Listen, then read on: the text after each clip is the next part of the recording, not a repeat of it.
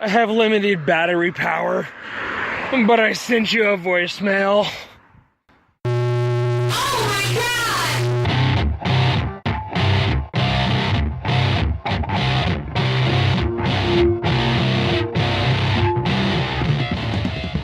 Welcome, everybody, to episode 62 of the Serial Chillers podcast. Today, we're going international. That's right, America's hat. We're heading to Canada. Get ready for me to mess up some Canadian and some bonus UK names. That's right. Today, we're covering the serial killer Russell Williams.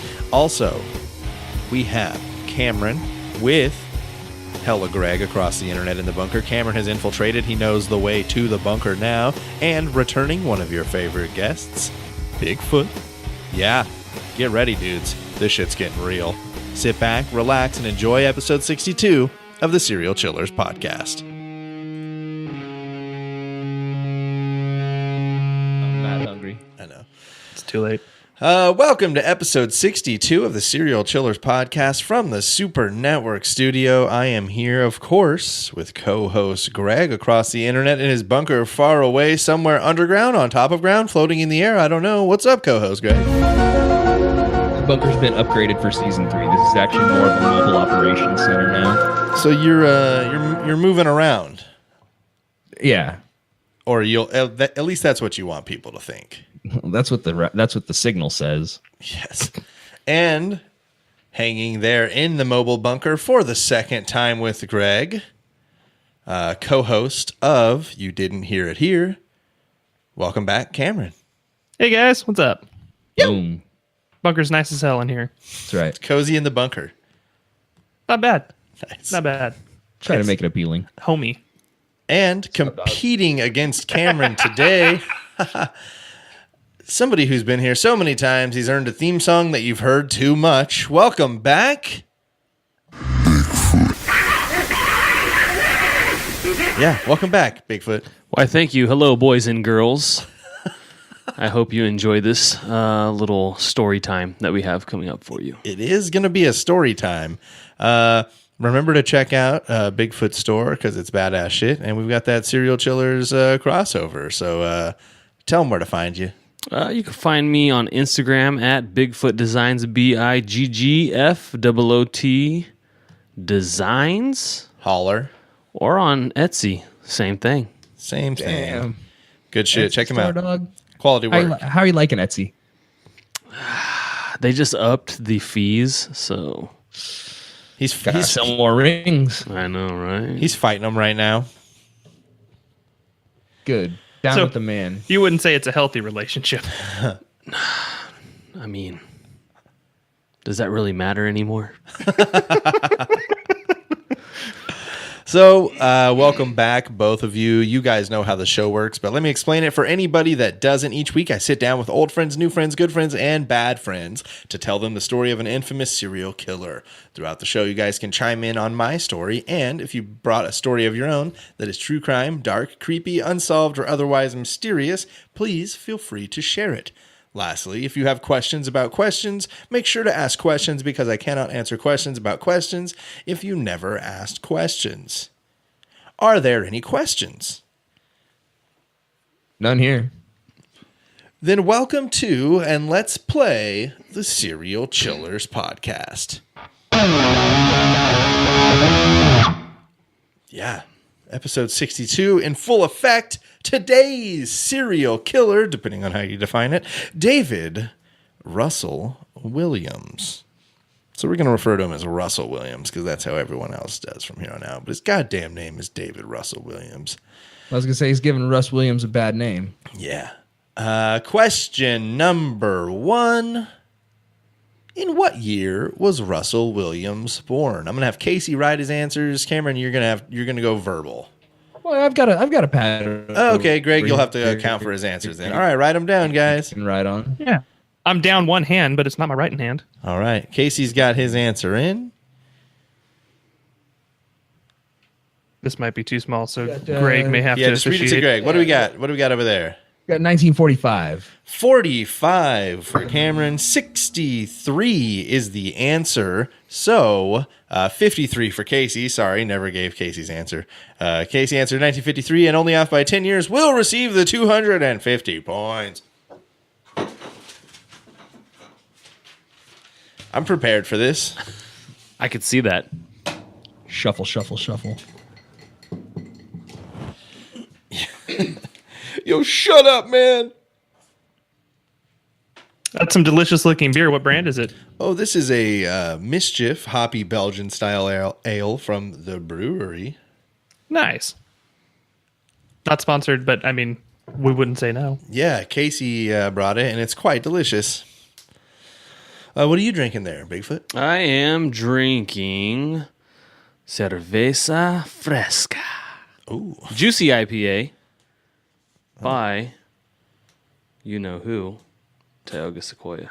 Noise. Local boys. Yep. All right. Back to it. Yeah, so Casey's going to get 250 points with the 1953 answer. 1963, March 7th, 1963. So relatively young in the in most of the killers that we've done. He's one of the youngers. He was born in Bromsgrove, Worcestershire. I practice this too. That's the problem.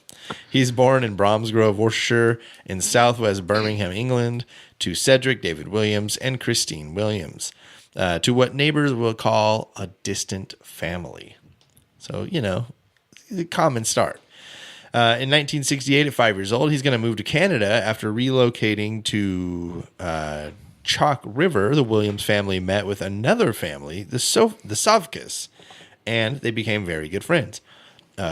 Perhaps too good. October 6th, 1969, William's mother leaves his father and marries Dr. Jerry Savka. William's mother received custody of him and his brother.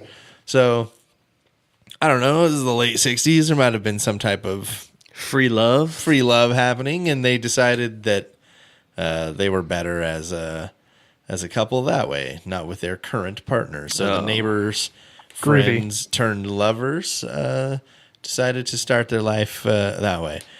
I like to believe that it was because he was a doctor and she was just a gold digger. Yeah. So, I mean, there's plenty of options of how, and you know what? Maybe you're right. Who knows? We weren't there, man. We just weren't there. 1970, he's now 7 years old. His mother changes her first name to Noni, and she is remarried to Jerry Savka. The family then moves to Toronto. In May of 1975, the family moves again to a house in Scarborough Bluffs. They move a lot. Like, over his life, I want to say that we're just going to cover 20 moves that he does. And I feel like I'm not saying it makes serial killers out of people, but it's hard to... I moved a lot within the same town, and it's just hard to like meet friends and people in the neighborhoods. And I was going to the same schools and shit, I can't imagine moving across different countries and different states and different provinces, and trying to maintain a normal childhood. Oh, dude, I moved 32 times all within this county. Not counting the trip to Idaho and back. I can see how it would help keep you distance from people. Like it would stop you from maybe empathizing as much because you're kind of dissociated from people. I would guess. Yeah. Then again, he's 12 years old and he's had, I guess, 5 major moves. Yeah, through his formative years. Yeah. 15-year-old Russell Williams in 1978 goes to high school at Birchmount Park Collegiate Institute. He now goes by the name Russ Savka. So he's taken the stepdad's last name. The disrespect is real right there. Right. It's a little harsh, yeah. Yeah, so his name's David. I'm not sure. I think he was one of those kids that was named a first name and the parents just started calling him the middle name right away. I don't want to hate on those people, but if that's what you're going to do, just make that his first name, right? Just swap the names. Well, it's probably like, I don't know which one works best. Just flip a coin and then it lands on the edge, so you got to name them both names. It lands on the edge. Perfect. Besides, all good killers have 3 names. Yeah. Well, I think they just I think we talked about this, but they just give them 3 names so that the other dudes who were named, Mark Chapman. Yeah, exactly, are not just totally fucked when they're like applying for a job. I always thought it was parents, like they need that second layer of escalation. Like, you only have first and last name. That's like right to nuclear. There's no like middle deterrent there. There's no like hydrogen bomb or like fuel air bomb. You got just Hiroshima right off the bat. You need a little bit of wiggle room. That's true. Yeah. So he's got the middle name thing going on. David Russell Williams, what we call him. Russell Williams total. He likes Russ Savka at this point in his life, though. So put some respect on his name. 1979, he's now 16 years old. He leaves Birchmont Park Collegiate Institute and heads to South Korea with his family because his stepfather relocates to Busan, South Korea for work. In 1980, Russell Williams and his brother Harvey are sent back to Toronto. So they only stayed there for like 10 months and they just could not get accustomed to living in South Korea. So they're sent back to Toronto to attend an elite boys' school called the Upper Canada College.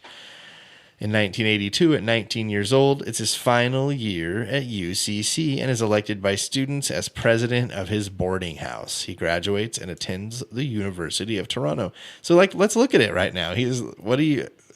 It's fairly normal. Besides, besides being called round eye in school in Korea. Yeah, that's why say that, dude. That's very possible.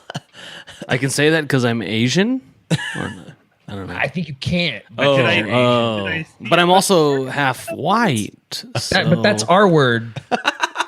Well, he's taking it back. It's like flipping a coin, right? When you're half and half, it lands on the edge, and you can do both. Split the difference. Let's get it going. He's like, "Hey, man, way to use my analogy, but I agree with you. You don't have to use it against me."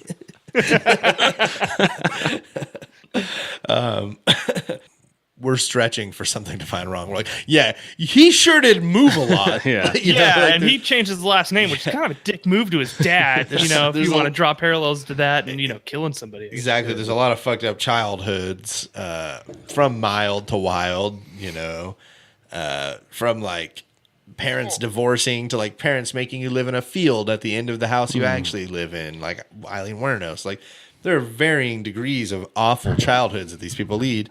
And besides moving a lot and a divorce and possible swinging parents, Russ Williams or Savka, whatever you want to call it. You wouldn't have to live in the field at the end of the street if you took your damn shoes off when you came into the house. Also, I think swinging parents would be okay. Because if both sets of swinging parents got divorced 4 Christmases. I got no problem with the swinging parents. I think, perhaps the splitting of swinging parents and going with just mom and new dad may have been, regardless of how cool you were with it. Mom and Uncle Dr. Savka. Uncle Dr. Savka dad. So he goes to the University of Toronto in 1986. He's 23 years old and graduates from the University of Toronto with a degree. Question number 2, what type of degree did he receive?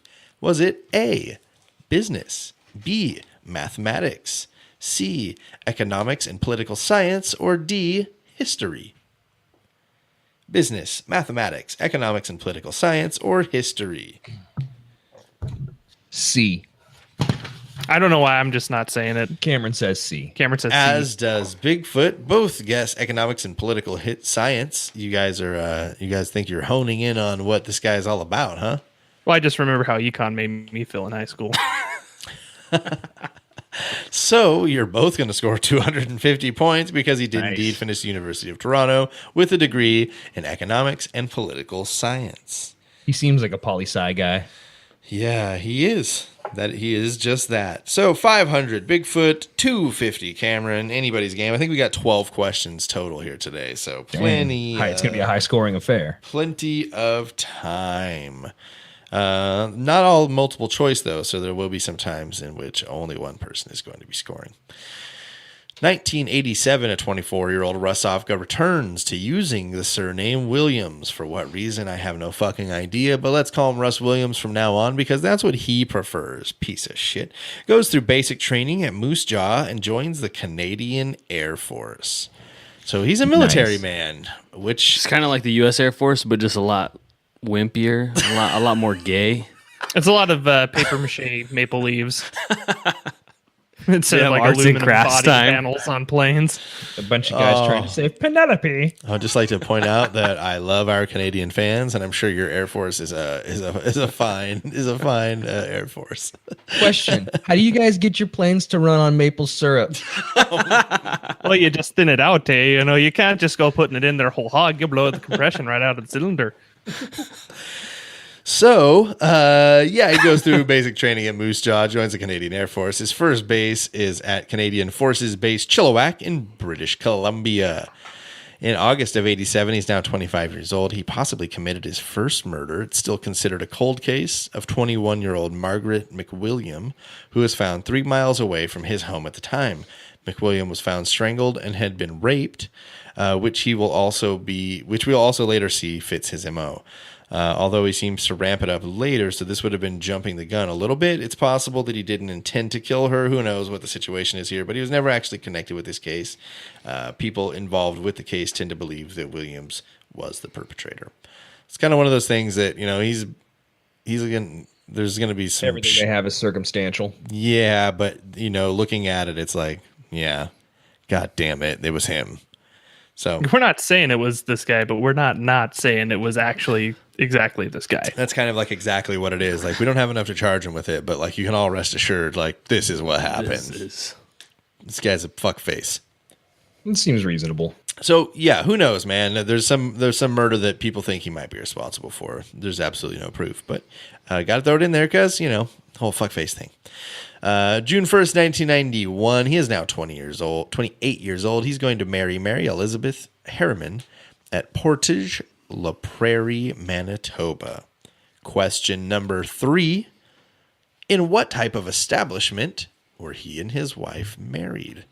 Was it A, an art gallery, B, a military base, C, just a wedding venue, or D, a church? Damn, I had bowling alley. Art gallery, military base, wedding venue, or church? I'm going to go A. Dang it, I said A also. 2 art galleries. I think this is the artsy type, huh? It's poli-sci guy, man. He fancies himself highfalutin. Yeah.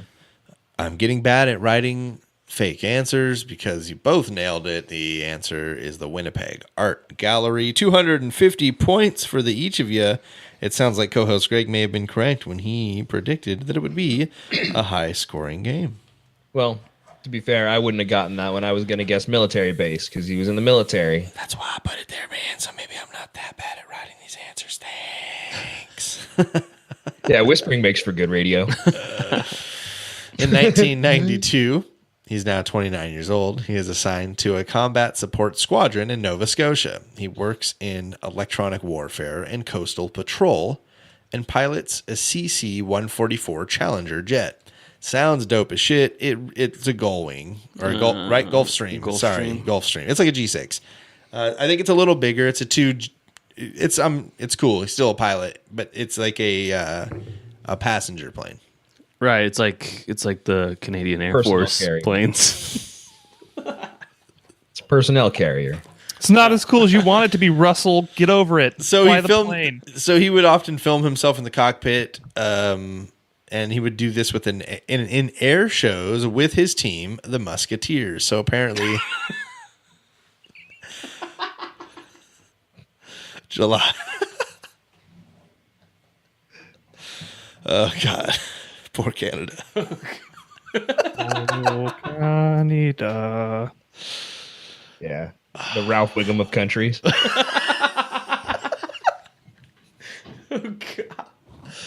America's hat. All right, pull it together. Jesus, we're professionals. God damn it. In July of I'm crying. In July of 1992, he sells his home and moves to the Canadian Air Force Base in which he works, Shearwater.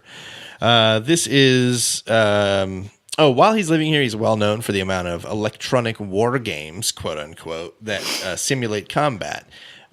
He played a lot of computer games. Matthew Broderick. Yeah, he played Do you want to play a game? He played a lot of Arma. So, July of 1992, he's promoted to captain and began to fly prominent people in the CC-144 Challenger, such as prime ministers and the Queen of England at one point. In 1994, at 31 years old, in Ottawa, he begins flying VIPs in his jet as part of the, quote, VIP squadron. VIPs include additional important political figures. So he's like flying the most important people that the Canadian Air Force are becoming responsible for flying. So all these visiting politicians, all of these, very important people, VIP, that are coming into the country, they're like, well, who do we have fly them in? You have motherfucking Russell Williams fly them in. So he's holding it down in that department. In 1995, he buys a home in Orleans, a suburb of Ottawa, with his wife. 4 years later, he's 36 years old. It's 1999. Later in Ottawa, he is going to be promoted to major.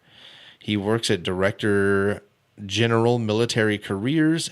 He works as the Director of General Military Careers as the multi-engine pilot and career manager. So, really all the updates we have are just him moving up in the military. Most of the serial killers that we have on the show with military experience, yes, they were dishonorably discharged after saying, "Give me a fucking gun!" 3 months in, so 3 days into basic. When do we get the guns? Yeah, it's definitely a little different to see somebody and blooming a little late, because besides what we talked about with that possible case that he could maybe be tied to, he's really committed no crimes that we know of up to this point, and he's 36 years old when he's promoted to major. So a few years later, it's August of 2003. He's now 40 years old. He earns his military graduate degree for higher ranking. He writes a thesis on the war in Iraq. Although he earned his degree, the people on the board who decided whether he was going to earn that degree said that his paper did not contain anything very original. So they were tough on him, but did allow him to get his graduate degree. You just copy and pasted all this, but it's cool. What does this say? Wikipedia? Oh, ignore that. It's a in August of 2004, they would have thought he invented something. So wait, hold on. So that was August of 2003 that he earns the graduate degree for higher ranking, writing the thesis on the war in Iraq. June of 2004, he's promoted to lieutenant colonel and runs the 437 Husky Transport Squadron at the Canadian Forces Base Trenton. That sounds way cooler than the Musketeers. Yes, the Husky Transport Squadron. Yeah. August of 2004, he's now 41 years old. He purchases a cottage on Cozy Cove Lane near Tweed with his wife. In 2005, he flew the Queen of England, Prince Philip, and Duke of Edinburgh to and from Canada and London and throughout the provinces of Alberta and Saskatchewan. The Queen personally sends an autographed photograph to Williams for his service. So he's like in with the Queen. She's sending him, "Make way for the Queen." How am I going to get my car out? Yeah. So I think it just goes to show anybody can be a serial killer. Right, that, and what level of person we're dealing with here, We think about like Richard Chase, who is like caked in cat blood, walking around in an orange puffer jacket and hasn't showered in 6 months, serial killers. And serial killers. I was there for that episode. Yeah, exactly. And serial killers who are colonels in the Canadian Air Force who, it's going to get even fucking worse. So, yeah. He was prime minister. He later went on to become Pope. Changed his name to Justin Thoreau. Now lives. So in 2005, May 3rd, 2005, he flies Red Cross workers and supplies to the Gulf Coast after Hurricane Katrina. In December of 2005, he's deployed to the Persian Gulf for 6 months, and he commands at the secret camp Mirage near Dubai as Corporal Marie-France Comeau served there as well. So he gets to know Marie-France Comeau. July 21st, 2006, he gives up the command of his squadron and is then assigned to Ottawa to oversee new aircraft projects. In July of yeah, that's that shit you want to know about, huh, Greg? Yep. Yes. Not the Canadian ones, though. Those are like way behind. Those are way, way behind. We've got this new thing. We can pedal it and it'll make us fly, eh? I'm going to say, if you could ask Russell Williams one question about these new aircraft projects the Canadian Air Force is working on, what would you ask him? I would probably ask him how he manages to make the planes run on maple syrup. I still don't understand it. I quit. Pack it in, boys. We're done. We made it 62 of 1 million. So in July of 2006, he's 43 years old. He is appointed to Director of Air Requirements. He just keeps getting promoted. That's really where we're at here. So 2006, things are going to ramp up pretty quick. So what we're going to do is take a break. We're going to come back with Bigfoot story. We got some stories here. You guys said you wanted motherfucking side stories. We brought some motherfucking side stories. So take a break. We're going to come back with Bigfoot story. Make sure you come back or we'll kill you.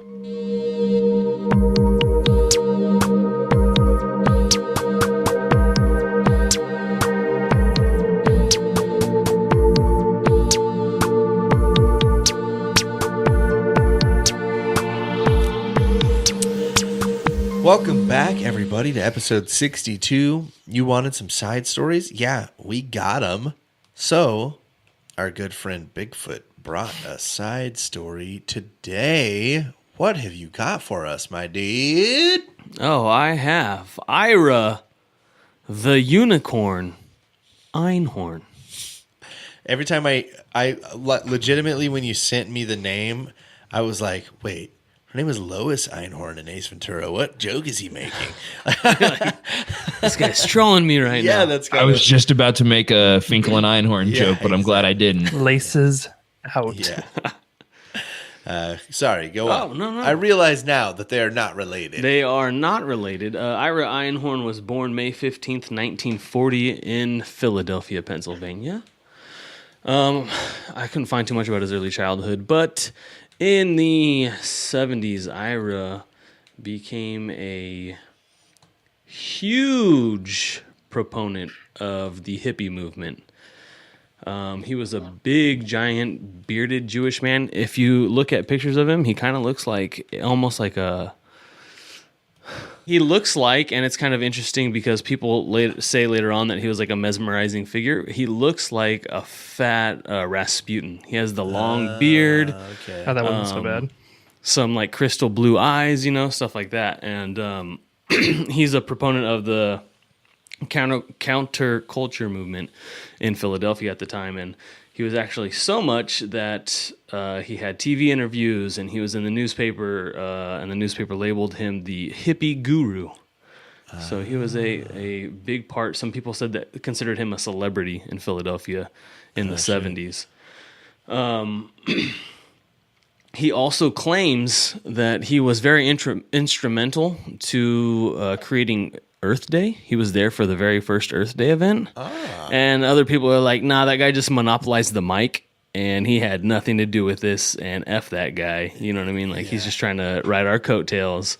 But Earth Day inventing thief. Exactly. All of his friends said that he was charismatic and mesmerizing. He was a master performer. So although he was part of this counterculture hippie movement, he also acted as the liaison between big corporations and the counterculture movement. Sounds like this guy's a paranoid delusional schizophrenic who thinks he's way more important than he actually is. Yes, and that's... Or just a hippie. He was very... egomaniacal, I guess you would say. His friends said that when he was in public, he would smell like, like a hippie, like BO, looked like he didn't shower. And all the people that were close to him were like, yeah, right, he showered for like an hour. Every time he took a shower, he would shower for an hour. But what he wouldn't do is wash his clothes that he would wear in public. So he put this persona on that, I'm this weird hippie guy, and I got this smell with me. Everybody kind of like, he wanted to be a spectacle. He wanted to be seen as like this quote unquote hippie guru. He even testified before Congress for his belief in searching space for, going to outer space and checking things out. This motherfucker got to Congress? Yeah. So he used a poem as his written testimony for, why he would like to go to space and why we should go to space. Space, man, is like our place, I think you can man. find the poem that he recited in front of Congress. All right. On the hunt. He also met with the president of AT&T, and like I said, he was the liaison between these big corporations and this new radical, the hip kids that were doing things. So AT&T paid for like his phone bill and all this stuff. He really didn't have a job. His job was being Ira Einhorn and acting as the conduit between these, between the hippies and the suits. Right. So in, I believe it was 1976, he met a girl named Holly Maddox, and Holly was from Texas, grew up in Texas, very conservative area. She had strict conservative parents, and from what her family says, she was always she can kind of get away with a little bit more than everybody else could, and she had a little bit more of a free spirit, but she was also like a very loving person. She would kind of make funny jokes to her dad that the other kids couldn't really make, stuff like that. She grew up and was tired of Texas, so she went to college in Philadelphia, and that's where these two meet. So Ira sees this blonde-haired Southern belle, and he's smitten. And as I've said before, he's a mesmerizing man. So all of his friends say, yeah, he doesn't really strike up small talk. He just goes and gets what he wants. So he sees this girl, meets up with her. 2 weeks later, they're living together. 2 weeks? Yeah, after 2 weeks, they're living together. Hey, come on, Fat Rasputin. Dude had mojo. All right. Yeah. Not long after that, Holly brings him back to Texas for like the holidays, and everybody in her family is like, yo, this guy has got to go. This guy cannot be here. Oh, shit. So wasn't that a Bryan Cranston movie? According to her siblings, at the first meal they had, he ate all of his food, had seconds before anybody else had even finished their first plate. And this is Texas in the 70s. They're like, yeah, you don't do that. If we don't say like who's ready for seconds, you don't just go get another plate. After he finished his second plate, he pushed his chair back and put his feet up on the table, crossed his legs, put his feet up on the table. I was going to say he sounds like a prison eater. It's like, listen, man, people have been shot for less in this house. This is Texas. That is worse. That's a worse charge than being a horse thief. In one of the documentaries that I watched, her sister was like, that's like sacrilegious in Texas. You do not do anything like that unless you want to get hanged. Like you're... Yeah. So they have a rocky relationship. They're kind of on again, off again, on again, off again. Eventually... he tells his friends, yeah, we broke up. She's going to go do her own thing. I'm going to do my own thing, whatever. And some time goes by, and her parents haven't heard from her. Perfect. So they're like, yeah, usually she'll contacts us, once every couple of weeks. We haven't heard from her. So they call the Philadelphia PD, and they're like, hey, can we file a missing persons report?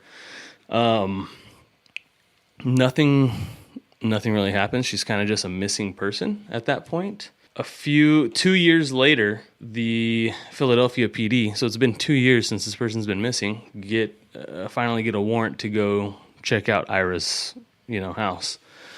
So they go over there. He has this really weird, cupboard that has a padlock on it. Huh. And The unicorn's hiding something. yeah, one of the detectives is like, I'm gonna need to get in there. Do you have a key for it? And he's like, no. And they're like, all right, well, we have a warrant, so we're just gonna break this open. So they break that open. Like that when I moved in, man. Yeah, they break it open, and then in this space they find, like storage, clothes, stuff like that, and there's a trunk in there, like a big. There's a picture of it, a big leather trunk, and it's locked. And the detective's like, yeah, I'm gonna have to look in this. It's like, all right, do you have a key for it? No, I don't have a key for that. So he uses a crowbar, opens the lock, and when he opens the chest, there's styrofoam inside of it. Grabs the bag of styrofoam and moves it, and there's a mummified hand reaching out for him. He said it felt like it was like reaching out to like almost if he put her in there before she was dead and she was trying to get out, and she's like reaching to get out of this case that she's in. So he says, I think we found Holly. And Ira's response was, you found what you want to find. You found whatever it was that you wanted to find. And that was it. They're like, yeah, Holly. not you the fucking time. idiot. Yeah. We just said that. Yeah. Man, And this isn't like wavy gravy. You're not gonna be able to like BS your way out of a fucking hand. the detective said he was super chill. Didn't seem like he was stressed whatsoever. So they go ahead and arrest him. At his arraignment, he has friends come in and testify. And they're like, Ira wouldn't have done this, like he's this great man. He's done this, he helps, bring this community together, blah, blah, blah. So the judge says, all right, we'll set his bail at $4,000. Oh, that's all you need, just $4,000, right? You might have killed this person, but $4,000. You'd be all well, right. he doesn't 10% have of a job. I mean, And you That's need to come true. up with 10% of that, please. Yeah. So he sets the bail at $4,000. Right What year was before, this was 77. In 1977. So that's like 50. producer Greg, how much money is that in today's? $16,643.30. How much? $16,643 For murder. respectable. Yeah. For murder. Yeah, so he needs to come up with like $1,650 to get out of jail. Yeah. So he posts bail, and he's out and about doing this thing, telling all his friends, "I did not do this. You guys know me. I didn't do this. Right. The CIA set me up." Right? Because I'm this prominent hippie, and they're trying to pin this murder on me. They're trying to take me down. Because we don't like them, man. We don't like the man. Their central intelligence is incorrect, man. Yes. And so he made all of his friends believe it was a conspiracy by the government to take down this hippie guru from Philadelphia. This shit just got super personal. I know. Yeah, all of a sudden I watched Greg switch back on. I'm like, ah, shit, here we go. So right before his trial's about to start, he just disappears. Skips town. Yeah, unicorns are supposed to have disappeared a long time ago. Yeah. So what he did was January 1981, he fled the U.S. and went across the pond to the UK. Full of unicorns there. Yes. While he was in the UK, he went to a person's house and knocked on the door. He was looking to stay somewhere. And the guy was like, well, you got the wrong place, but he felt bad for him. He's like, hey, you can stay in our grandma flat, for a few months if you want to. Wow. Like, yeah, and this was I've never felt that generous in my life. this was Professor Dennis Weir. He was a physicist. He taught physics at Trinity College. And after talking with Ira for a little while, he was impressed by his knowledge of the subject and said, yeah, you know what? You need somewhere to stay. I don't know. You just knocked on my door, but go ahead and stay. a little bit of physics? You Yeah. can live with me. You can stay here. E equals So- MC squared. Give me a house. Yeah. So he stayed with him for a few months. Back in the original. And Weir and his wife were going to take a trip to the U.S. And he said when he told Ira this, Ira was like, so when you go over there, like, don't ask about me. You probably don't want to mention my name. Like, really, I don't want you to do any of this. And Professor Weir was like, yeah, that had the opposite effect on me. Now I wanted to know who this guy was, exactly. So they went to Chicago. And when they got there, they read the newspapers and they found out, oh, this guy's wanted for murdering, this chick from Texas. So they get back and he confronts him and says, yeah, I don't have to say too much. You know why I don't want you here. You got 20 minutes to grab your stuff and leave. So he takes his stuff and he pieces out. And Weir calls the extradition office in the U.S. because he knows that they're looking for him. Says, hey, he was over here, blah, blah, blah. Well, this was in Ireland, and Ireland didn't have an extradition treaty with the U.S. at the time. Well, too bad. Sorry. So, I think he knew that. Did Weir know that? Yeah. Seems like he wanted to go home at that point. It's possible. Like he walks up to the air flight counter at the nearest airport. It's like, I need the next ticket to the next non-extradition treaty country. Please, thank you. And I will be paying cash. So Later. And my name is Unicorn. the unicorn. The 70s. So a few years later, in 86, Weir starts teaching at a different college. And when he's on campus, he literally bumps into Ira, who he hadn't seen since he kicked out of his house.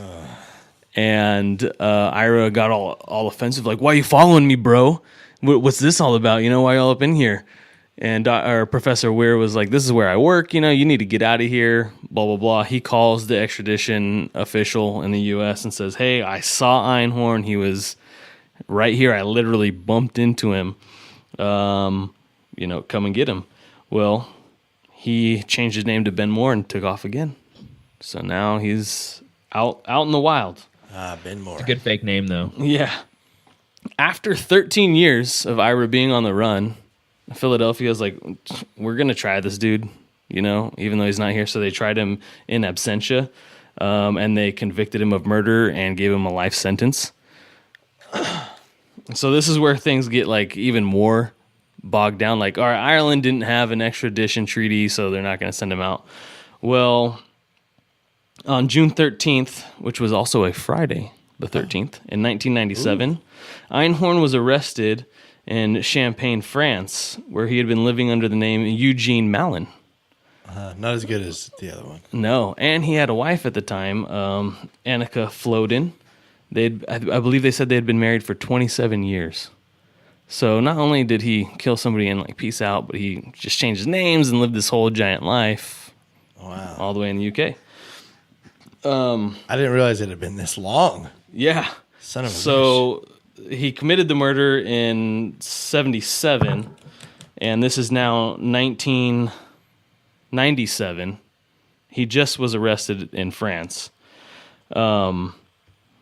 At the extradition hearing, the U.S. found out that France didn't agree with the trial in absentia, and France also won't extradite anybody back to a country that has the death penalty. So, France was like, "Yeah, we're not gonna send him back." First of all, you tried him when he wasn't even there, and in France, if you're tried in absentia and then you're found later on, all you have to do is say, "Can I get another trial?" And they're like, yeah, we have to give him a trial. Yeah, that doesn't happen. That doesn't happen in the U.S. So they're like, yeah, we don't agree with that. We're gonna go ahead and just leave him here. A year later, If I'm on the run from the feds, go to Europe, is what you're saying. yes, To Champagne, France. Yes. In particular. So France told the U.S. like, we're not gonna extradite him unless you guarantee to give him a new trial. A year passes, and the Pennsylvania legislature passes a law specifically for Einhorn, saying that he can now have a new trial. Einhorn's defense attorney argued that law was unconstitutional. I forgot exactly what it said, but basically, once something's tried and you've found that person guilty, you can't just retry them again. Yeah. And so he said that this law that was passed was basically a ruse and a trap. You're just trying to get him to come back so you can throw him in the slammer. In February of 1999, the request for extradition is granted, contingent upon Einhorn receiving a new trial. So they say, all right, we'll send him back. Just you have to promise to give him a new trial. In December of 2000, Einhorn appeals, and he tried to appeal several times. July 12th of 2001, his last appeal was denied. Einhorn was surrounded by riot police, and there's a video of this. So if you guys have time, go check out the video. Riot police surround Einhorn's house. While he's in the house, in a last-ditch effort, he takes a dull kitchen knife and slits his throat to try to kill himself. The old jagged laceration. Yeah, it didn't work.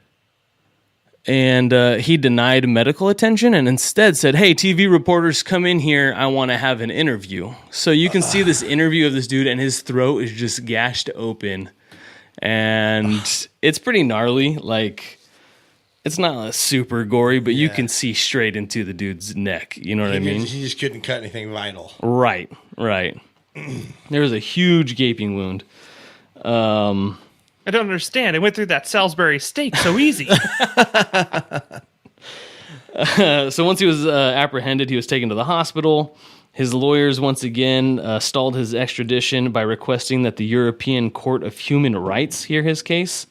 And then a week later, France extradited Einhorn back to the U.S. Like, fuck it, just get him out of here. We're sick of dealing with this. Yep. In his new trial, Einhorn claimed that Maddox was murdered once again by CIA agents who attempted to frame him due to his investigations into the Cold War and psychotronics.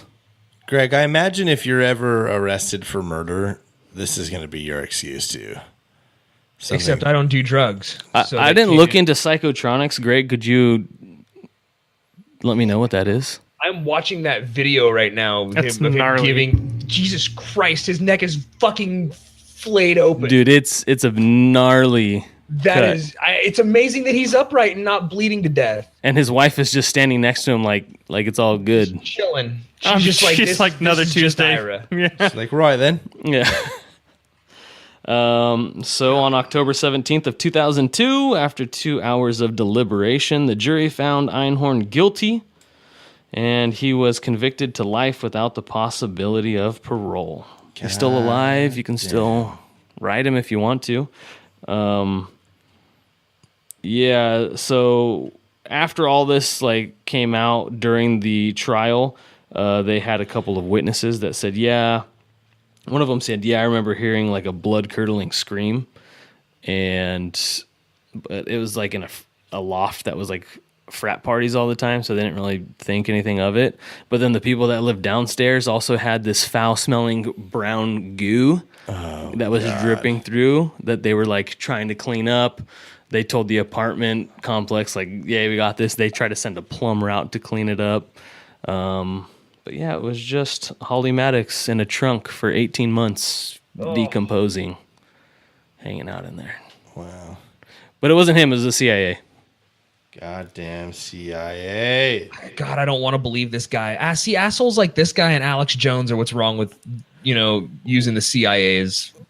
Well, one thing, too, was all of his friends were oh, this guy, no way this guy did it, And then right after he fled... They all said, all right, he did it. Oh, he wouldn't be running if he didn't. Right. We thought he was going to sit here and try to fight this out. But once he left, yeah, he definitely did. Him taking off kind of surprised us, too. Yeah. Wow, man. Good story, dude. Thank you. It's the fastest I've ever seen him run, man. Look at him go.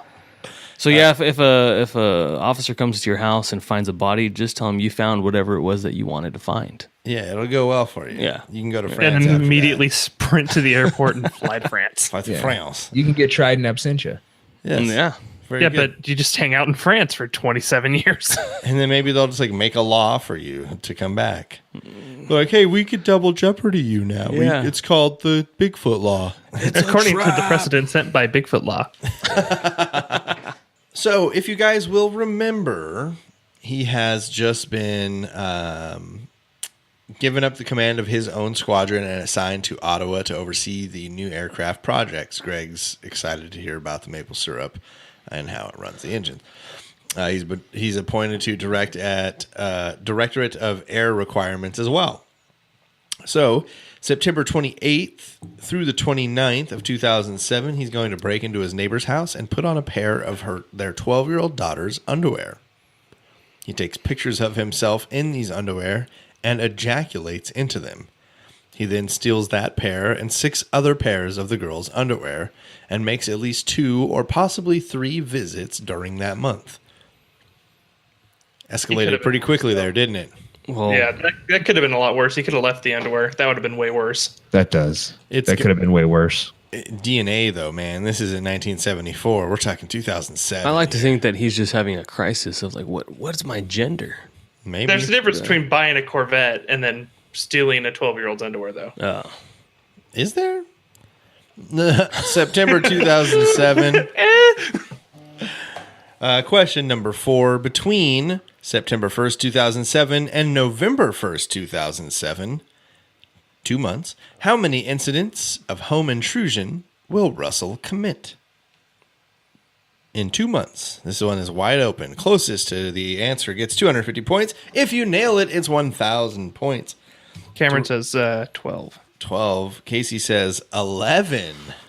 Dang. I was literally The Price is Right. I was literally thinking 12, and I was like, no, I'm gonna write 11. You guys are guessing very similarly here tonight. I'll remind you, Cameron down. What was that, It's Greg? the psychotronics. Cameron was down 500, 750 prior to the question. And going into question number 4, Cameron is going to tie it up at 750 because although your 12 was not very close, it was closer than Bigfoot's. Because Russell Williams, during that 2-month span, is going to commit 79 incidents of home intrusions in Brighton, Did you just Ottawa, live there? Belleville, and Tweed.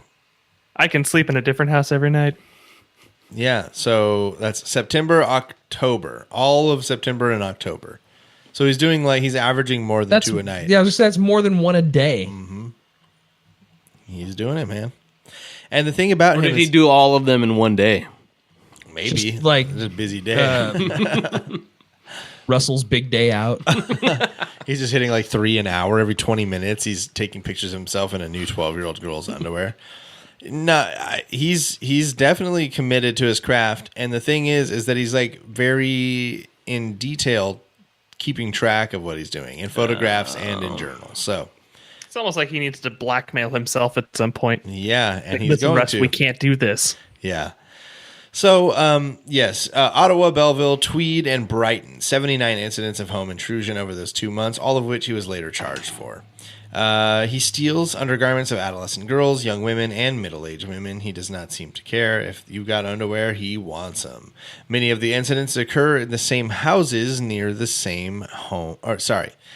He steals the undergarments of adolescent girls, young women, and middle-aged women. Many of the incidences occur at the same houses, which are near the home of Russell Williams. November 1st, 2007, he commits one more break-in, and then break-ins stop for a period of time. Question number 5. How long is this serial home intruder going to lay low? Is the answer A, 4 days, B, 4 weeks, C, 4 months, or D, 4 years? 6 weeks. So he does 79 over a 2-month span. On November 1st, he commits one more for his 80th and then says, I need to take a break. How long? 4 days, 4 weeks, 4 months, or 4 years? I'm going to say C. Cameron says C, 4 months. Casey says B, 4 weeks. And, wait, what? 4 years. My apologies. 4 years. Quit making your B's look like D's. I actually wrote out 4 years. Yeah. It's No, I hard don't to want 4 see more in days. here, okay? So the answer is Cameron's 4 months. So Cameron going to take his first lead of the night, going First up lead of my career. 1,000 to 750. I've never met you, Cameron, but I hate you now. Now all it's right. personal. I'll be your nemesis. We've got 7 questions to go here tonight. Don't even trip, dogs. Plenty of time to gain a 250-point lead. On March 15th, 2008, a now 46-year-old Russell Williams started breaking into homes again. He displays the same rituals that he's done before. In May of 2008, he begins breaking into houses in Orleans, and they are also near his home, and the same rituals take place in these too. On Halloween 2008, the Ottawa police release a warning about the break-ins and tell people in the community to be careful and be watchful. They also describe the typical pattern that is displayed at the break-ins. In January of 2009, he makes his biggest lingerie and undergarment haul yet. Question number 6. How many items were removed from this woman's home? So we're talking lingerie, pieces of undergarments, things of interest to him. How many of these clothing items were removed from this woman's home? Closest to the answer is 250 points. If you nail it, it's for 1,000. Casey down 750 to 1,000. What do you got, Cameron? I'm going to say 30. Cameron says 30. Casey said, was it 47? Mm-hmm. 47 from Bigfoot. Bigfoot tying it back up at 1,000 because from this woman, he would steal 186 items. Who's got that much stuff? Yeah. This woman. What was this woman the owner of Victoria's Secret? She's Victoria. No, she was Victoria's Secret. Gotcha. You guys are just mad at her for having a lot of underwear. What's her problem? It's a I've got ridiculous one. amount of underwear. I've got She didn't wash clothes. She just wore them once and then threw them. P. Diddy method. Greg said, I've got one. I wear them when I go to the doctor. Yes, and this event is thoroughly documented on his computer hard drive along with a note to the victim that was never delivered. July 10th, 2009, he's now 47 years old. He breaks into a house while the owner, a woman, is in the shower. He decides to walk naked through her house, steals a black thong, and leaves quickly without taking any photographs. July 15th, 2009, 5 days later, he becomes the commander of 8-Wing Trenton Air Base. So he's the commander of an entire air base. Now, Dang. In Canada. So, for what it's worth. In August 2009, a woman is offered a ride by a man in a park in Trenton, whom she believed to be Williams. She was very alarmed by this and was very vocal about her experience to neighbors and the police. So it was not like it didn't seem to her like a cordial offer. This seemed like a creepy individual who was trying to lure somebody into their vehicle. September 17th, 2009, attacks and sexual assaults. September 17th, 2009, Russell attacks and sexually assaults a lady. We're going to go by Jane Doe. The victims of sexual assaults names do not get released. He attacks her in Tweed. She is not able to identify Williams. The next day, he returns to Jane Doe's, but she isn't there. So he steals lingerie and takes pictures. The day after that, he returns once more, but doesn't intrude because the father of her child is home. Yeah, because her house has been broken into 2 days in a row.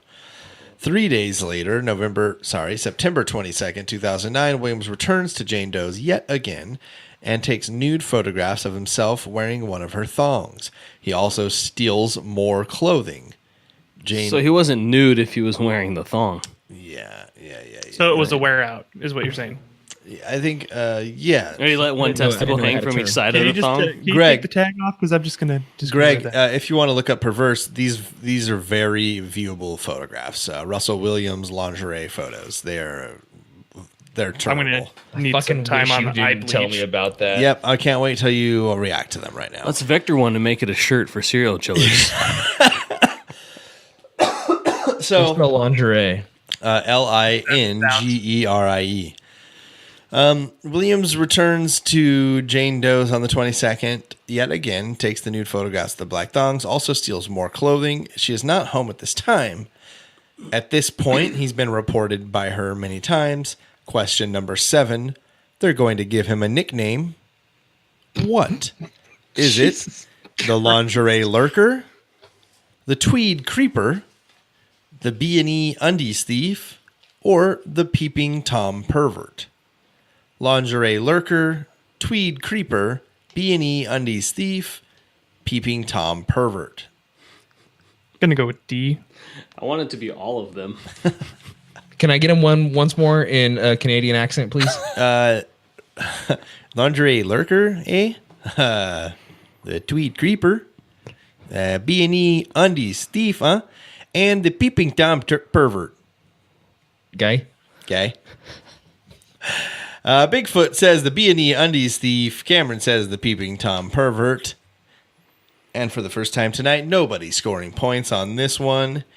He lived in Tweed and was known as the Tweed Creeper. When you said that he assaulted someone in Tweed, I was wondering if that was like a place or if that was like the area in which he assaulted her. Like, is that a body part? You know, like I thought it was a fabric. In Canada, It's a yeah, fabric. Most everything in Canada is made from tweed. including some Canadians. The flag is tweed. How about that? September 24th, 2009, he breaks into Lori Massacotti's home and steals one pair of underwear. Underwhelming. He stole the solo pair like Greg's got. She was not home at this time. 2 days later, he breaks into Massacotti's home again and steals more clothing. September 30th, 4 days later, he attacks Lori Massacotti on Cozy Cove Lane in Tweed near his home. He blindfolds her and sexually assaults her, and she is never able to identify Williams. On October 24th, 2009, he breaks into a home that contained... You're looking at too many of these. Yeah. Greg's still rolling through them. Yeah. There's hundreds. Dude, the dude looks uncomfortable in some of them, and in others he's like, yeah. Oh, this is the one. He's like, I rock this shit. This is the one. October 24th, 2009, he breaks into a home that contained only males. He takes 4 photos of each of the male and leaves because there are no women who live there. November 16th, 2009, he breaks into Marie France Como's home and steals some undergarments and takes photos while she is not home. It's going to ramp up again here. So what we're going to do is take one more little heat break, come back. Greg's got a short story for us, and we're going to finish up with Russell Williams fuckface here. So take another break. This one I'm not going to kill you if you don't come back from. Just please. The CIA will. The CIA is going to do it. Yeah, so get back here. The CIA is going to kill you.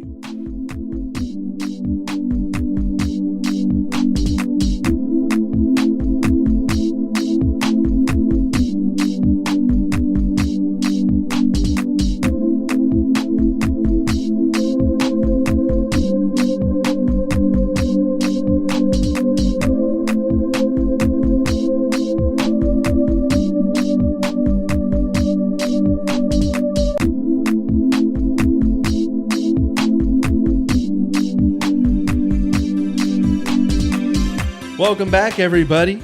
You're back, so the CIA does not have to kill you. Except that one guy who didn't come back. Yeah, dude, the fucking CIA is on their way, Tim. We'll never hear about that person again anyway. Don't think we didn't know about it, all right? Some guy named Tim's going to be like, shit, I was driving. I lost service for a minute. So, Greg, you've brought a story tonight that's not conspiracy. Yeah, I'm saving those. For you. Didn't hear it here. Yeah, I'm glad. And this episode, you can cut this out if you want. This episode won't publish until October 12th. So you didn't hear it here. Will be a chunk of it will probably be cut out by then. So good shit. Yeah. Yeah, man. So you brought a non-conspiracy. You're saving those, putting those in the bank for the other show. What have you got for us tonight? Just an update, really. I like that you've been bringing updates. I have to say that.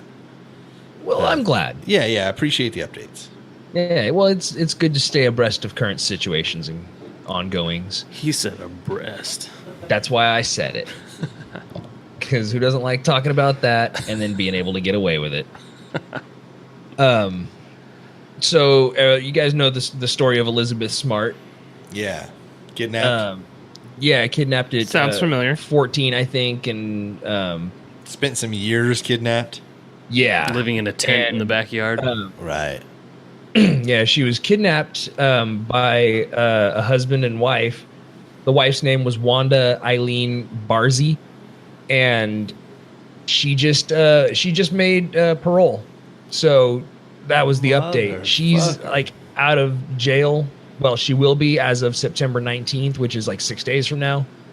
So she's less than a week from being out of jail at the age of 72. her husband and her, Brian David Mitchell, abducted Elizabeth Smart, who was 14, at knife point from her Salt Lake City bedroom. Her sister was in the room too, right? What? Am I incorrect in that her sister was also in the room? I think she was. Okay. But Elizabeth Smart was found 9 months later. It was 9 months. In a suburb of Sandy, with this lady, Wanda Barzy, and her husband, a drifter and self-described prophet who called himself Emmanuel. So, real rock star there. Is that a mad biblical name? Emmanuel? That is a super biblical name. Can you tell us the... I believe Emmanuel is God is with us. I could be way off on that because I've had a few beers, but I believe that's what it is. Okay. Go on, Greg. Casey's going to look that up and follow up. Well, Sorry. anyway, she was Emmanuel. Sorry, Greg. Emmanuel is God is with us. Thank you. Thank you, Casey. Okay. Smart testified she was sealed to her captor in a marriage ceremony, raped and shackled between two trees with a metal cable. Said she was degraded and treated like an animal. Raped nearly every day during 9 months in captivity and forced to drink alcohol, smoke cigarettes, and watch Mitchell and his wife have sex. She was forced to wear robes and a veil in public and not permitted to speak to other people. She feared Mitchell would act on his threats to kill her family if she did. Shit, though. She said Mitchell told her their marriage was preordained and that she would be by his side as he took 7 times 7 wives and successfully battled the Antichrist. They would hold exalted positions in God's new kingdom, she was told. So 49 wives. Yeah, 49 wives, and he's got to fight the Antichrist. He and 49 wives, so the 50 of them. Yeah, the 50 of them are going to do battle with the Antichrist. It sounds like he's going to fight the Antichrist. They're just like his corner guys. Okay. I mean, hey, that's numbers, though. If you have 49 wives, you might as well use them in your battle with the Antichrist. Yeah. I need ammo. So yeah, that was the part I was looking for. Yeah, we'll post some links. Most of you, if you're here as true crime fans, are aware of the Elizabeth. I feel like somebody did Elizabeth Smart. I think somebody did. LPN. No, I mean like on here. On this. Yeah, somebody did. It's not impossible. I you know what's funny is before I did a podcast.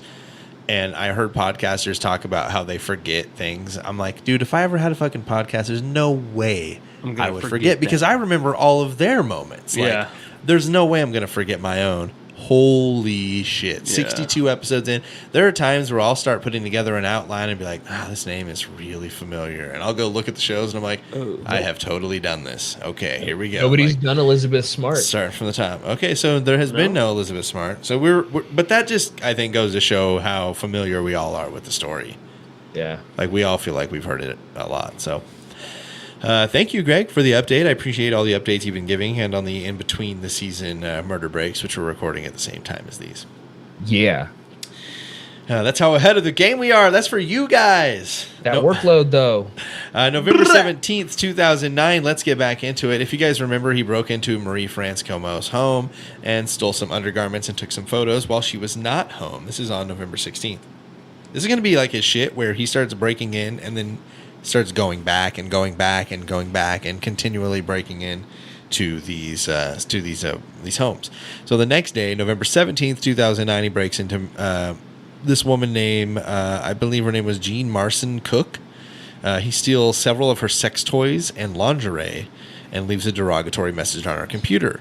Initially, in the documentary, she was talking about how he just stole a bunch of her vibrators and dildos, and she was kind of embarrassed and was like, there's no reason to call the police. Her husband was like, yeah, they'll come and take this report, but really just they're going to laugh at us later. Like, this isn't worth reporting. And they get on their computer and find this like insane message. And I didn't find any details about exactly what it said. It just always said that it was a derogatory message towards them. So I'm taking all of these dildos away from you. You'll never be able to cram them up your puss again. These are way too big for a woman of your stature. Oh my gosh. So once they saw the derogatory message, they decided to contact police. I guess that's a good time when someone's has put some shit on your computer. They've gone a little farther. They've spent some time there. They didn't just grab and go with the dildos. A few days later, about a week, November 23rd, 2009, he breaks into her house once more. Oh, this is Marie Como's again. So it's the second time he's at Como's. Question number 8. He's going to hide and wait for Como. Where does he hide in her house? A, under a bed. B, Casey already wrote his answer down, in a closet. C, behind the furnace. Or D, behind the couch. Under a bed, in a closet, behind the furnace, or behind a couch. I'm going with couch. Cameron says couch. Casey says closet. He hid behind the furnace. Nobody's scoring points on this one. Let me get this bad boy out of the way. The fucking fire hazard, yo. Get away from the goddamn furnace. That's a big furnace that you can hide fully behind, first of all. Second of all, isn't it a little bit hot right there? You're kind of sweating while you're waiting a little bit. He liked it like that, though. I guess. He's usually naked because he's going to wear out whatever he's stealing, so... Do you think when he stole all the dildos, they called it a smash and grab? So he hides behind Como's furnace. When she comes down to the basement to look for her cats, he attacks her and binds her to a steel post in the basement. He wraps duct tape completely around her face, just leaving holes for her to breathe, and begins to photograph her. He then goes into the home and brings down all of the lamps into the basement to improve the lighting before recording a 2-hour-long video, which includes the rape and torture of Como. He eventually murders her by asphyxiation. Duct tape is used to cut off her air supply. So, I mean, escalation to its fullest now. He's done his break-ins. He's stolen his undergarments and lingerie. Now he has officially... Do you think if they were on vacation, he would have just waited forever? Like, come on, they can't be gone. They've already been gone for 10 hours. They can't be gone for 11 hours. Was it BTK who waited for a victim who never came home, so he wrote him a weak-ass poem about, like, why did you never come home? I do remember that. Cheryl, I wish you would have come home so I could have slit your stupid throat. He is an awful poet. So he hides behind the furnace. She comes down. Yeah, he rapes, tortures, and kills her. November 25th, 2009, Marie France Como is found dead, covered in a bloody duvet in her home when some friends realized that she had not come to work or answered any calls. It is believed to be an isolated incident. December 17th, Russ Williams moves from his home in Orleans and gets a new place in Ottawa. January 7th, 2010, he gives an interview to the local newspaper, The Intelligencer, about what is happening in his area. So he was interviewed like, man, I just can't believe the things that are happening around here. You know, me, I'm like a colonel or whatever, and it's in the Canadian Air Force. I just can't believe this is happening here. So January 28th and 29th, he invades Jessica Lloyd's home. He ties her hands with duct tape and duct tapes her mouth. He takes her to his cottage in Tweed, where he takes pictures of her for 3 hours and records most of the event while he rapes and forces her to give him oral sex. After several hours of sexual assault and psychological torture, he hits her in the head with a flashlight, intending to knock her unconscious. However, he cracks her skull. In the interview he gives in the documentary, he's talking about that. He's like, I just wanted to knock her out, and the flashlight did a lot more damage, and her skull gave way. So, yeah. That's Russ. So, seeing how much damage had been done to her skull, he knew that at this point that he had to kill her, so he then strangled her with a rope and dumped her body about 15 minutes away from his cottage. On January 28th, 2010, Jessica Lloyd is reported missing and a mass search takes place. On this night that she went missing, somebody passing by Lloyd's residence would see an SUV parked in a field next to her house that they would later identify as Russell Williams. Also, the officers would check that field very thoroughly and find both boot prints and the tire tracks. On February 7th, 2010, after being under surveillance by undercover officers, Williams receives a phone call asking him to report to the police station. He was interrogated for several hours and showed evidence that his vehicle was seen at the scene and the boot print they found that matched the very boot he was currently wearing. So, showed him a boot print, and they were like, doesn't that match exactly the boot you're wearing? He was like, nah, man. Yeah, he's just looking at it, super slow, and like every question they ask him in the doc, they say we sped up the 60 seconds between when the question was asked and when Russell Williams answered. So he was meditating on his answer. yes, exactly. Question number 9. After a nearly 5-hour interview, Williams confesses true or false. This one's an easy 250, 50-50 shot. True or false? After a 5-hour interview, Russell Williams confesses. True. By the way, no lawyer. They were asking him, "Do you want a lawyer here?" And he's like, "I don't have anything to hide. What do I got here?" So Casey says false. Cameron says true. And we go from a tie game to someone taking a lead because it's a 50-50 answer with two people answering different answers. It's Cameron. Cameron is up 1250 to 1,000 because true, he does confess. This you can watch the entire interview, and the guy's kind of impressive who interviews him. It was because the thing is we're talking about like a superior in the military. Yes, I know, Canadian, whatever. But we're still talking about somebody who's lifelong military, who's been consistently and persistently been given promotions time after time. He's been shown that. He's got the Flow VIP, so he has a certain classification.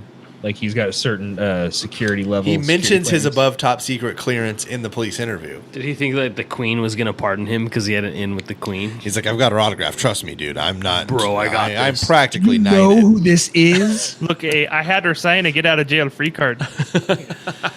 So after says the Queen. So yes, indeed, after the 5-hour interview, he does indeed confess. February 8th, the next day, the body of Jessica Lloyd is discovered because when he confesses, he starts giving out details. They say, like, what about her body? Where is it? And he said, get a map. And he points out to where it is. February 8th, the same day in Belleville, Williams is arrested and charged with 2 counts of first-degree murder for Marie France Como and Jessica Lloyd. Marie France Como is also in the military. I want to say she's also in the Canadian Air Force. And when he asked why, she couldn't have identified you. It was dark. You had her tied up, and he just said, "Well, she is in the military, and I knew that that would go far if she said she was attacked, and so I killed her." He's just so cold. Like the interview is Logical. The interview is very, very interesting. If you're ever just looking to kill some time, watch this and watch this investigator really get the truth from Russ Williams, because he goes in there like he is a colonel in the Air Force, and he leaves like groveling essentially. So I just really want to make this good. Fuckface who killed people. Yeah, in the end, it's really just like, okay, I want to make this as easy for my wife as possible now. Like, I did what I did, but I need to make this as good for her as I can, So, What a good man. yeah, right. What So, a shit dick. Suicide. Just on April of 2012, he attempts suicide. So he's just been in kind of jail, waiting it out. Question 10. With what does he try to kill himself? Is it A, a prison shank, B, a ballpoint pen, C, tinfoil and TP roll, or D, a bed sheet? Shank, ballpoint pen, tinfoil and TP roll, bed sheet. Bed sheet. Double bed sheets as you guys continue to answer the same fucking answers for everything. Neither of them are right, though. 0 points to Wow. both of you on this one. I think it would have been funnier if like Bigfoot got points or only Cameron got points, even though they answered the same. Yeah. Bedsheet is like the way to go. When I was in corrections, I wasn't even a correctional officer for very long. And when I was, we had 3 or 4 people within the span of, while I was up north, like 2 months, that used the bed sheet. They would wrap the bed sheet around their neck and try to like flush it down the toilet until the gravity, got as much of it as possible, and it would just strangle them. So Heavy. seems like the way to go. That's a resourceful ass way to do it. I was thinking they just tied it around high on the bars or something and then jumped. No, because in the prisons now, there's not really bars, you know. There's, Right, it's just the door. Yeah. I'm thinking of an old Western prison where there's a sheriff sleeping with his feet on the desk 5 feet away. They like to flush it down the toilet until it strangles them to death. Interesting. Resourceful. There you go. There goes all that prison toilet wine. Thank you, Bigfoot, for telling us how to properly kill yourself and ruin a good batch of pruno. So yeah, he tries to kill himself with tinfoil and a TP roll by shoving scraps of both down his throat. Duh, fuck, man. You guy's an idiot. I mean, this guy's not that smart. You guys are gonna love this though. He was in the Canadian Air Force. He writes guy up in the Canadian Air Force. He writes a suicide note on the wall. I wanted to make this a question, but I decided not to. He writes a suicide note on the wall with mustard. And for the rest of his stay in prison, the other prisoners call him Colonel Mustard. Hey, do you have any Grey Poupante? He didn't use the ketchup because they used that for pruno, so he was like, I gotta use the mustard. Yeah. So he writes suicide note on the wall in mustard when he doesn't actually kill himself. Prisoners catch wind. He is from here on and forth known as Colonel Mustard. On May 6, 2010, Jane Doe from before, the woman he broke into her house like 6 times in 8 days, she filed a civil lawsuit against Williams in Belleville asking for $2.5 million. May 29th, in the Belleville trial, he is charged with 82 breaking and entering theft-related offenses. There's no answer to the $2.5 million question. I think they settled in a confidential amount. That's what I believe happened. That's why we don't have an answer. August 26th, he appears in court from video link in prison and waives his right to a preliminary inquiry. October 18th, 2010, in a Belleville courtroom, he pleads guilty to 88 charges pressed against him. October 21st, 2010, question number 11. He is found guilty of first-degree murder. What was the penalty? Was it A, death, B, 2 life sentences, C, 45 to 60 years with a chance of parole, or D, 50 to 80 years with no chance? Death. 2 life sentences, 45 to 60 with a chance, 50 to 80 with no chance. Cameron said B. Cameron says B, 2 life sentences. Casey said C, 45 to 60 years with a chance of parole. And Cameron stretches out his lead, 1,500 to 1,000, because he got 2 life sentences for the 2 murders. So, 2 first-degree murders, 2 life sentences. The last question of the day, Casey, you're going to need to nail it to win. He is charged with 82 other crimes and given an amount of years. What were they in alphabetical order? For those 82 Can I just crimes. let him win now? Is that okay? For those 82 crimes, how many more years was he sentenced on top of the 2 life sentences? You're going to need to nail it to win. Cameron, you're floating pretty easy here, but how many more years on the 82 other crimes was he given? He's got 2 life sentences. What are they adding on? I'm going to say 150. Cameron says 150. Casey guessing for his life and says another 18. Cameron's going to get another 250 points here and go up 1,750 to 1,000 and win it 1,750 to 1,000. Congratulations to Cameron on your victory.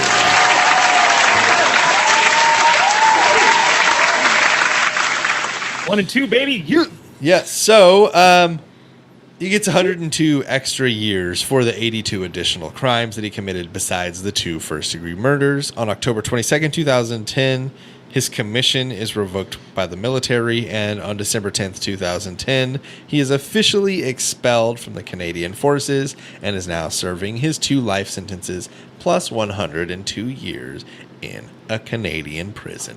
I think you were on the right track with your answer. Like, that is a country of rehabilitation and release. Right. So that's why I put it in there, because somebody who might know the nuance of Canadian justice might know that, hey, it's possible that they might let him out in 50 years. Yeah. But they really stuck it to probably Russ because he was in the Canadian Air Force. Well, I think the thing about it to me is expect more of you, eh? that's exactly it. Actually, is that he is somebody who has gone through these ranks, who has been through this training, who has proven himself time and time again to be a leader. He understands what he's doing. He understands how it works. He understands how this all goes. And yet he still went out and chose to do this. It wasn't an impulse. Yes, exactly. It wasn't like a condition or a mental disorder. It was a choice. Right. Exactly that. Well, he's a fuckface. He was certified fuckface. So certified Colonel Fuckface Mustard. What's a more respected department, the Canadian Air Force or the Central Indiana Investigative Multi-Agency Task Force? I just don't even know anymore. I don't know. I would have guessed that the Canadian Air Force was a very fine institution until I talked to you tonight, and you've single-handedly convinced me that there's just no way that's possible. Somehow, not at all. Well, when their UAV is just a Canadian goose with a fucking hand grenade strapped to it, you can't get very far, can you? The Canadians are gonna hate us so much. Canadians, we love you. Please, I'm gonna do damage control. Don't worry. Yeah, you probably should, because I actually know a Canadian pretty well, and she probably kill me. Jules, we're sorry. This is not indicative of how we feel about Canada. Okay. Yeah, but they have American jokes and specifically Californian jokes. So I'm fuck sure California. we're the butt I of agree many with them. practical jokes. Surfer bra. Yeah, dude.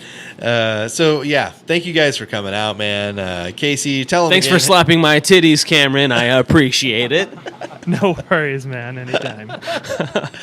So tell them again how they can find you, Bigfoot. On Instagram at BIGGFOOT Designs. Yeah, go buy those rings. Yeah. I really like the saucer ring. I feel like, please don't take this the wrong way, that I just couldn't wear it.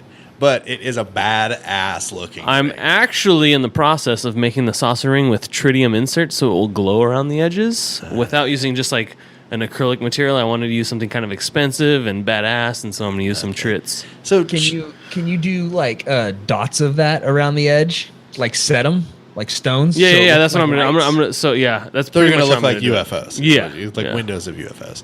So make sure you guys check out Casey's page. He truly does make some badass stuff. You're making other stuff too besides rings occasionally, which is cool too. I do appreciate. I like those that. paracord bracelets with the bullet. Right. I got some bottle openers and it's all cool looking too, man. So check out Casey's page and his Etsy. Cameron, it's super badass. Anything you want to throw out there tonight? Who, me? Cameron. Oh. Me? Ah, shit. I was totally unprepared. No, yeah. Catch You Didn't Hear It Here on all your social medias, except for Twitter, where we are at @U_pod. Don't know how I got that lucky to grab that. Yeah, that's about all I got. Yeah, man. The second show on the Super Network. So we're not sure if it's going to be out by the time you guys are hearing this, but if not, hang in there. It's the next show coming out. It very well could be. It depends. Yeah. It depends on how motivated I feel. There's complex formulas involved. We'll see what fucking happens. We got an algorithm. You think Google's got that shit cornered? Fuck no. And of course, co-host Greg, where can they find you? At Hella Greg on all your favorite social medias. Yes. So I had somebody send me a message today on Reddit. Tell us more. It was a strange experience for me. I'm very appreciative that this person sent me messages, and they think that they may be an abductee. And I have so many questions. Reddit's just a pain in the dick to try and use for messaging. So, person, I know you hear this. Text us at 805-666-2513. And I believe you, by the way. I believe him too. Like I talked to this person. They sound very credible, and I want to help. Okay, so maybe, but I also want maybe more information. That's so a future You Didn't Hear It Here episode. not if they don't want it to be. This could just be between us. I just want to know. Yeah, that's why I said maybe. Yeah. Well, thank you, gentlemen, for coming out and hanging out for like 3 hours while we recorded this. I know we all work tomorrow, and I appreciate you guys for staying late. David Russell Williams, real big piece of shit, Canadian Air Force, and he nobody who we've covered on this show has been redeemable at all. So Shove it up your shit, pal. Shove it up your fucking shit, Russell Williams. Thank you, Bigfoot. Thank you, Cameron. Thank you, Hella Greg. And thank you, everybody, for listening to episode 62 of the Serial Chillers podcast. God, I'm so fucked.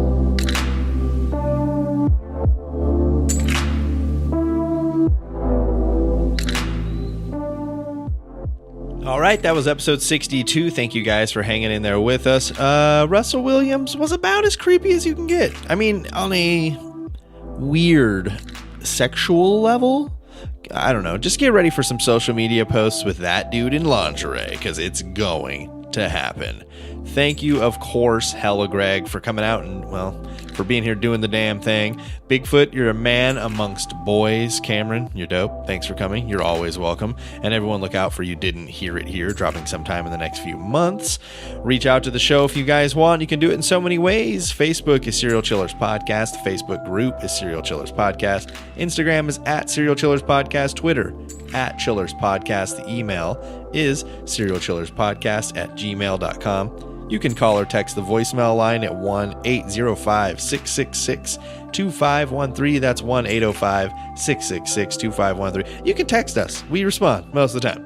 SerialChillersPodcast.threadless.com for all of your merchandise needs besides your stickers, which we'll be getting new ones on the store soon. You can find those at SerialChillersPodcast.com. Thank you guys so much. We're excited for season 3. There's some things coming up. We have some special guests, some fun guests. We'll have some other podcasts on later in the season. It's going to be a fucking blast. Remember, don't talk to strangers.